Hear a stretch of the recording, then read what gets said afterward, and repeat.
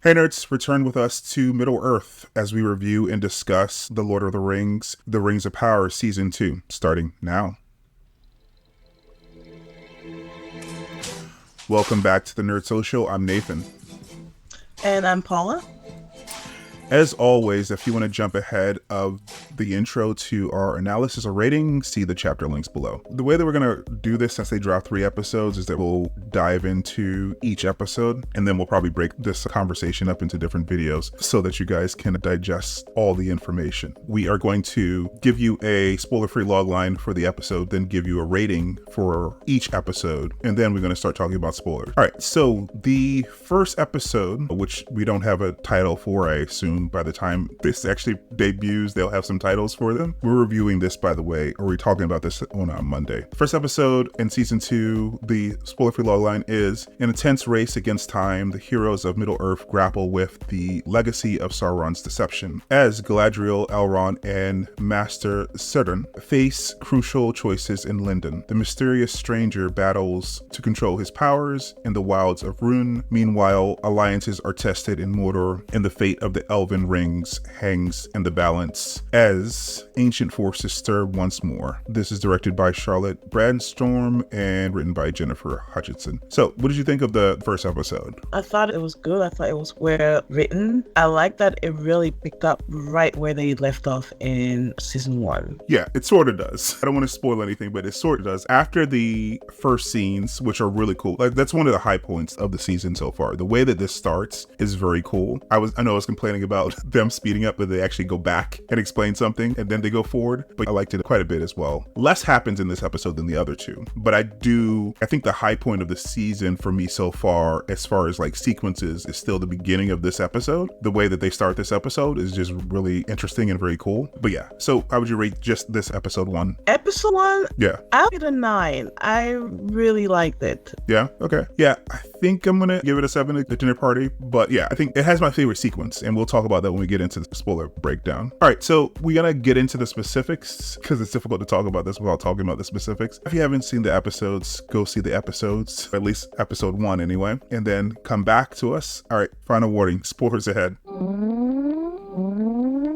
All right, so we don't have any images of this, but what I wanted to talk about that I was kind of dancing around was that the way this starts is in Forodwaith, which is the north of Middle-earth, and it's a flashback to how Sauron was betrayed. And let me just get my dates right. I was actually supposed to get some maps together. I'll probably have to put them in post. So this is about the year 500. So we go back to when he was betrayed by Adar and the other orcs. This is after Morgoth's defeat in the First Age, and then he tries to rally the troops for his new plan of having a power over flesh, and they basically murder him. They have a different actor come in to play him in this age, and the whole sequence that I thought was very cool was just like just showing over the ages how long it took him to reconstitute himself, like from his blood to like basically devouring rats to devouring insects and just being a sludge animal to like eating a woman, and then emerging as Halbrand, the guy that we saw in the first season. Yeah,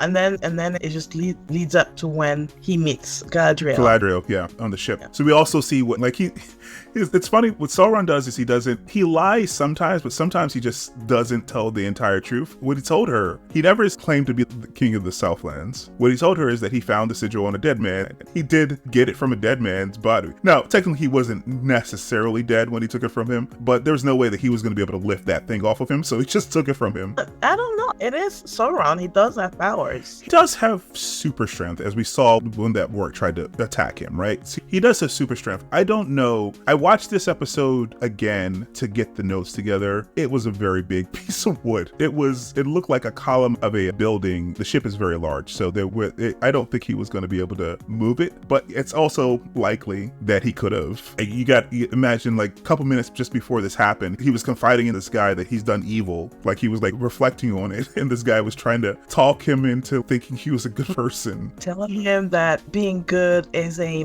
choice every day. Yeah. Every day. Yeah. It was a really beautiful speech, very beautiful pep talk. And then the old man ended up needing help, asking him, help me. And yeah, and he just left him. It took his thing. It was interesting also that the sea monster, like it was about to eat him, and then I don't know if it sensed something, it just turned off. And then it's evil. It's evil. The sea monsters got scared and turned around. And then went away. I don't know. Yeah. I like he was absorbing things. Maybe if the sea monster came, he would have absorbed him too. I don't know. So, but yeah, that was a very interesting beginning, because that's of course where we saw him in I think of the second episode. After she came back, she was heading to Valinor and she decided to jump off the ship and into the sea, and then she found shipwrecked ship. So yeah, we see where she met him. And all right, so we go from there, we get to the title sequence, and then after he takes that heraldry, we get the title sequence, and then we get, as you said, we go back to how we ended in the last season. So we see Galadriel and Elrond racing, and at first we don't know what's happening, but she seems like she's trying to grab something from him, and he gets away from her and then has the guards of the city Lindon hold her, and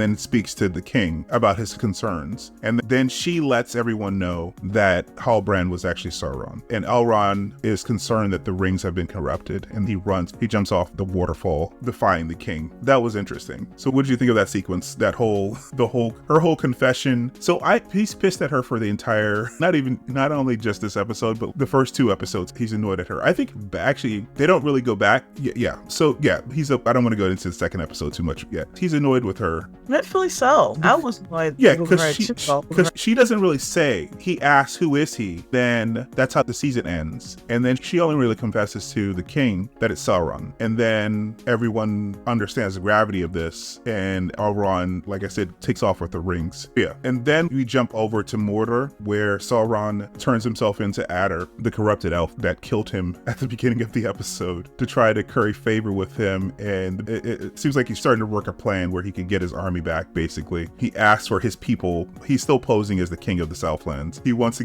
have his people free. And what he wants to trade is basically information about himself. But of course, Adar doesn't know that's Sauron. So I thought that was interesting. We don't know what his plan is, but he's obviously several steps ahead of pretty much everyone. He manipulates lots of people in the next episode or so, but his manipulation really comes up in the second episode, and I don't want to get ahead of ourselves. All right, although he does manipulate Adar in this episode. All right, and then we jump over to west of Rhûn. This is what I'm talking about. When we edit this, what I will try to do is actually put up some maps, because we are going all over the place. West of Rhûn, the stranger, which everyone assumes is Gandalf, has visions, and he wanders lost with Nori. And they're also being hunted by Eastlings, and he still can't control his power. He blows up like a tree, but it does help them eat, because they're starting to run out of food, so they start eating the bugs. So that was interesting. You excited over that? Yeah, because what the plan was for him to grow some fruit, and he blows up the tree. So the plan didn't quite work. Yeah, back in Lindon, Elrond seeks refuge with Master Círdan the shipwright. He is a master shipbuilder. He's a new character for this season. And then Gil-galad sends a message to